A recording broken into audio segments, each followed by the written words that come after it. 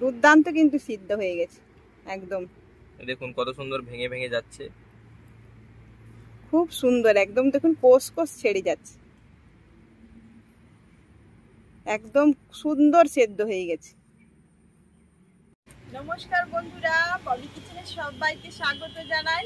আশা করি সবাই ভালো আছেন, ভালো থাকুন, সুস্থ থাকুন, আর আমার প্রত্যেকটা ভিডিও এবং প্রত্যেকটা রেসিপি দেখতে থাকুন। আজকে বানাবো মটনের রেসিপি, আর মটনের রেসিপিটা সবার থেকে সেরা হতে চলেছে। আর একদম ঘরোয়া উপকরণ দিয়েই বানাবো, খুবই কিন্তু ভালো হবে। আর সম্পূর্ণ ভিডিওটা দেখার অনুরোধ রইল।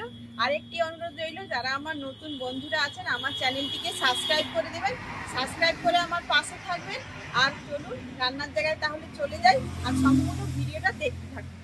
দেখুন বন্ধুরা, এখানে কিন্তু মাটনটা দেখুন, পিসগুলো দেখুন খুবই কিন্তু দুর্দান্ত। আর এগুলো কিন্তু একদম রেয়াজি মাটন, আর খুবই কিন্তু খেতে দুর্দান্ত লাগবে। আর একদম দেখুন কত বড় বড় পিসটা, মানে একদম সুন্দর পারফেক্ট পিস, একদম খুব সুন্দর পিস। আর এটা কিন্তু আজকে সেরা মটনটা হতে চলেছে। আর আপনারা অবশ্যই সহজেই বাড়িতে বানাতে পারবেন, সেরকম ভাবে কিন্তু আজকে বানাবো। আর একদম ঘরোয়া মশলা দিয়ে, সব মশলা কিন্তু আজকে বাটা মশলাতেই হবে বন্ধুরা।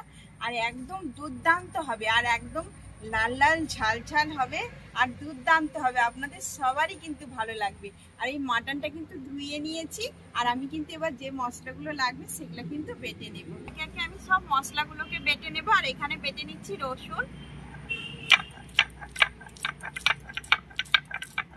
রসুনটা বাটা হয়ে গেছে। এবার বেটে নিচ্ছি আদা, এবার বেটে নেব কাঁচা লঙ্কাগুলো।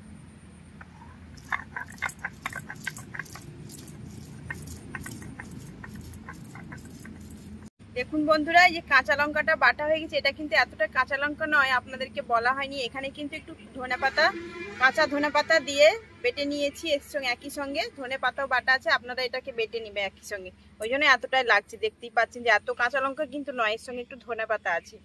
আর এখানে আবার বেটে নিচ্ছি এই যে গোটা জিরে আর গোটা ধনিয়া, এটাকে বেটে নিচ্ছি।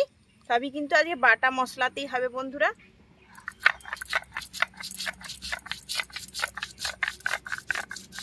দেখুন বন্ধুরা, এখানে কিন্তু আমি গোটা গরম মশলা নিয়ে নিয়েছি, এটাকে বেটে নেব। এখানে আছে লবঙ্গ, এলাচ, ডালচিনি, আর এখানে একটা সামরিচ আছে, আর এখানে স্টার আনিজের একটা ভাঙা একটুখানি আছে, সব একটুই নিয়েছি। আর এখানে এই যে জয়ত্রী, এই যে জাইফল হয়, এটা জাইফলের এটা একটু টুকনো ভাঙা নিয়েছি। এগুলোকে সব একসঙ্গে বেটে নেব। দেখুন বন্ধুরা, এবার কিন্তু এই মাটনটাকে আমি ম্যারিনেট করে নেব। দিয়ে দিচ্ছি একটু হলুদ গুঁড়ো,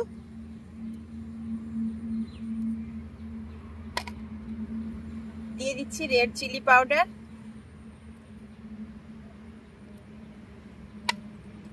দিয়ে দিচ্ছি কাঁচা লঙ্কা, ধনেপাতা বাটা, দিয়ে দিচ্ছি আদা বাটা, রসুন বাটা, দিয়ে দিচ্ছি মরিচের গুঁড়ো, দিয়ে দিচ্ছি একটু জিরে আর ধনে বাটা। এবারে দিয়ে দিচ্ছি সরষের তেল।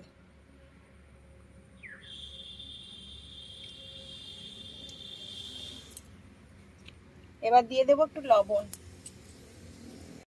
দিয়ে দিচ্ছি লবণ,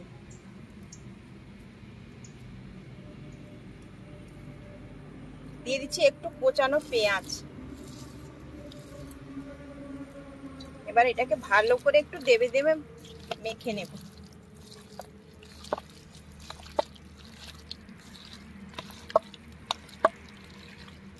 এখনই যা ঝাঁঝটা উঠেছে না বন্ধুরা, কি বলবো, দুর্দান্ত কিন্তু একদম। দেখুন বন্ধুরা, এটাকে কিন্তু ভালো করে আমি দেবে এই যে মেখে নিয়েছি। আর এটা কিন্তু রেয়াজি মাটন, একবারে দুর্দান্ত কিন্তু খেতে লাগবে। আর এখনই যা গন্ধটা উঠেছে, একটা ঝাঁঝ বের হচ্ছে দুর্দান্ত কিন্তু। আর এটা কিন্তু একটু ভালো করে দেবে নিতে হবে মাটন। তারপরে কিন্তু আমি এটাকে ঢাকনা দিয়ে রাখবো, যতক্ষণ না রান্না হয় ততক্ষণ কিন্তু এটা রেস্টের মধ্যেই থাকবে। সরষের তেলটা আবার দিয়ে দিচ্ছি, কড়াইতে কড়া বসিয়ে দিয়েছি। এবার কিন্তু সম্পূর্ণ রান্নাটা কিন্তু সরষের তেলেই হবে। আর সরষের তেল দিয়ে দিচ্ছি আলুটা ভাজার জন্য।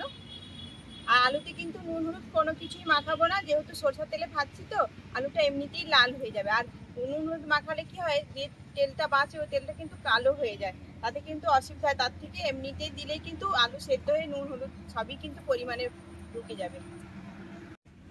এখানে দেখুন এই যে বড় বড় করে সাইজের আলু কেটে নিয়েছি, একটা বড় আলুকে কিন্তু হাফ করে নিয়েছি, ডুমো ডুমো কেটে নিয়েছি। এখানে টমেটো কুচি, পেঁয়াজ কুচি আর এই যে সিমলা মির্চ নিয়েছি। আজকে কিন্তু এই তরকারিটার বেস্ট, মানে আজকের যে মাটনটা হবে, মাটনেরটা এত দুর্দান্ত হওয়ার কারণ হচ্ছে যে সিমলা মির্চ। আপনারা চাইলে সিমলা মির্চ না পেলেও কিন্তু আর ক্যাপসিকামও দিতে পারেন। দেখুন সিমলা মির্চগুলো আমি এরকম করে মাঝখান থেকে কেটে নিয়েছি এইরকম করে। আর আপনারা চাইলে যদি সিমলা মির্চ থাকে তাহলে ছোট ছোট করেও কেটে নিতে পারেন। তো এবার আলুগুলোকে আমি ভেজে নেব।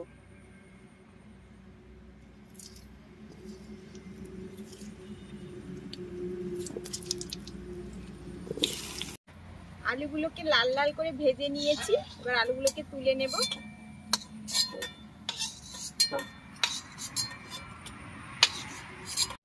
এবার মাটনের রেসিপিটা করার জন্য আমি এখানে কয়েকটা ফোড়ন নিয়ে নিয়েছি গরম মশলা, আর এলাচগুলোকে থেতো করে দিয়েছি, আর সেগুলো দিয়ে দিচ্ছি ওই তেলটাতেই কিন্তু রান্না করব।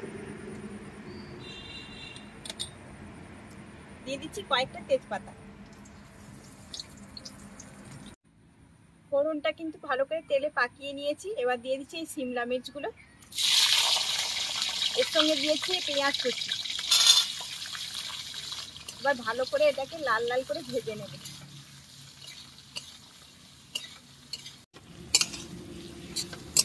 ভালো করে লাল লাল করে একটু ভেজে নেব।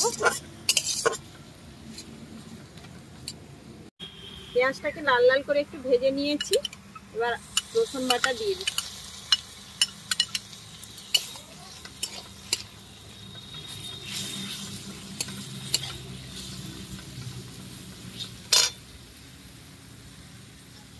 দিয়ে দিচ্ছি আদা বাটা। রসুন আর আদাটাকে একটু ভালো করে নেড়ে নিয়েছি, এবার দিয়ে দিচ্ছি কাঁচা লঙ্কা আর ধনে পাতা বাটা। দিয়ে দিচ্ছি হলুদের গুঁড়ো, দিয়ে দিচ্ছি কাশ্মীরি লঙ্কার মানে রেড চিলি পাউডার।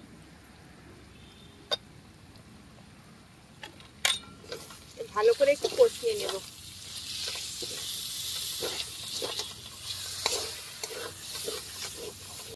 দিয়ে দিচ্ছি টমেটো কুচি,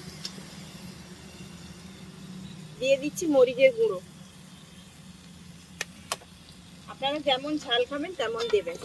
তো মাটনে একটু ঝালের দরকার হয়, ঝালটা একটু টেনে নেয়, তাই একটু বেশি করে ঝাল দিলাম। আর এই মরিচের ঝালটা কিন্তু অতটা মনে হবে না, কারণ মরিচের ঝালটা খেতে দুর্দান্ত লাগে।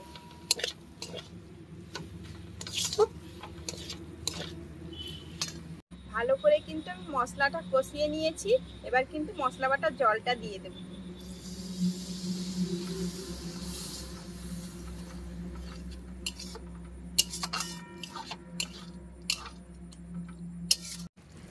মশলাটা কষিয়ে নিয়েছি, এবার দেব মাটনটা।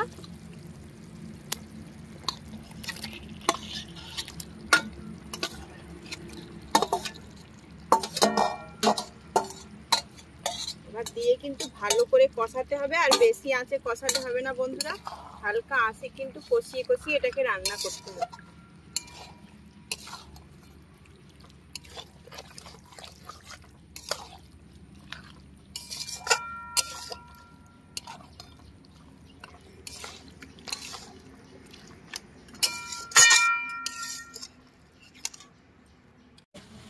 দেখুন বন্ধুরা, আমি কিন্তু মাটনটাকে 15 মিনিটের মতো কষিয়ে নিয়েছি। এবার দিয়ে দিচ্ছি লবণ। তো প্রথমে আমি কিন্তু ম্যারিনেট করার সময় আমি কিন্তু লবণ দিয়ে রেখেছিলাম, আবার লবণ দিয়ে দিচ্ছি, যেহেতু আলুটা আছে লবণটা আমার লাগবে, তাই আমি আবার কিন্তু 10 থেকে 15 মিনিটের মতো এটাকে ভালো করে কষিয়ে নেব।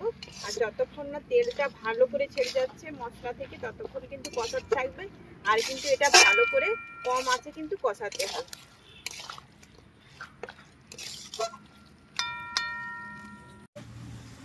দেখুন বন্ধুরা, মশলাটা থেকে কিন্তু তেলটা ছেড়ে গেছে। এবার দিয়ে দিচ্ছি ভেজে রাখা আলু,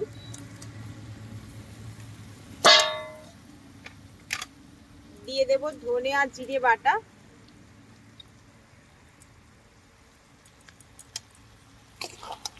এবার আবার একটু ভালো করে এটাকে কষিয়ে নেব। 5-7 মিনিটের জন্য।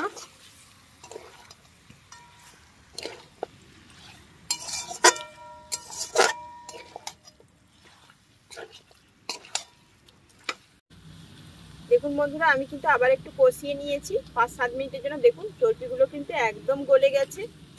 এবার কিন্তু দেব জল, আর গরম করে জল দেব, তাহলে কিন্তু মাংসর স্বাদটা অনেক বাড়ে। আমি গরম জল দিয়ে দিচ্ছি।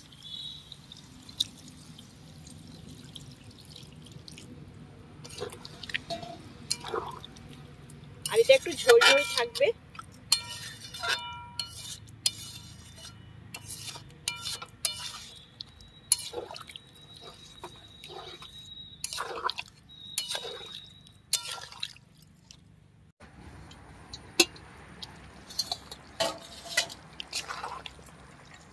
দেখুন বন্ধুরা, একদম ঝোল ঝোলও নয়, একদম কিন্তু বসা বসাও নয়। আর গ্রেভিটা কত সুন্দর হয়েছে দেখুন, আর দুর্দান্ত একটা কিন্তু গন্ধ ছেড়েছে। আর আলুগুলোও কিন্তু খুব সুন্দর একটা সেদ্ধ হয়ে গেছে, বড় বড় আলু দেখুন কত সুন্দর সেদ্ধ হয়ে গেছে। আর এখানে দিয়ে দিচ্ছি গরম মশলা বাটাটা, যেটা আছে বেটেছিলাম গোটা গরম মশলা, ওটা দিয়ে দিচ্ছি। এই বাটা মশলাটাই কিন্তু খেতে দুর্দান্ত লাগবে বন্ধুরা। আপনারা যদি পারেন একটু কষ্ট করে বেটে নেবেন। মিক্সি থাকলে তো আর কোনো কথাই নেই, মিক্সিতে বেটে নিতে পারেন। এবার কিছুক্ষণের জন্য একটু নাড়িয়ে চাড়িয়ে 5 থেকে 7 মিনিট এটাকে মাংসটাকে নাবিয়ে নেব। মাটনটা কিন্তু আমার একদম রেডি। এবার এটাকে নাবিয়ে নেব। দেখুন বন্ধুরা, আর আমার কিন্তু আজকে মটনটা রান্না একদম রেডি হয়ে গেছে। আর আজকে কিন্তু খাওয়ার জন্য একজন রেডি হয়ে গেছে, তো দিয়ে দিচ্ছি। খেয়ে বলবে কেমন হয়েছে। আপনারা কিন্তু অবশ্যই এরকম বানাবেন। আর এটা একদম বিয়ে বাড়ির মতোই কিন্তু রান্নাটা হয়েছে, আর খুবই মশলা কম আর একদম তেল কমেই রান্নাটা হয়েছে। আপনারা কিন্তু খুবই ভালো মতোই খেতে পারবেন, আর খুব সহজেই বানাতে পারবেন। তবু আমি খাচ্ছি না, কিন্তু যে খাচ্ছে সে আপনাদেরকে বলবে খেয়ে। তো আলু দিয়ে দিই।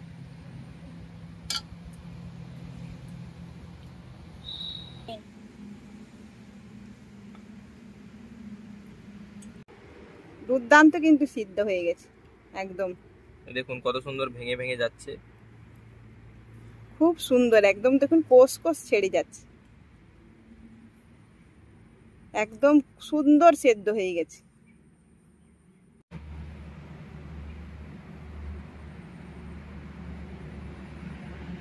খুবই কিন্তু মাংসটা খুব সুন্দর সেদ্ধ হয়ে গেছে বন্ধুরা। আমি বন্ধুরা আপনাদেরকে মাংসটা খেয়ে দেখাচ্ছি। খুবই কিন্তু সুন্দর সিদ্ধ হয়ে গেছে। দেখুন এক কামড়ে খাওয়া হয়ে গেল।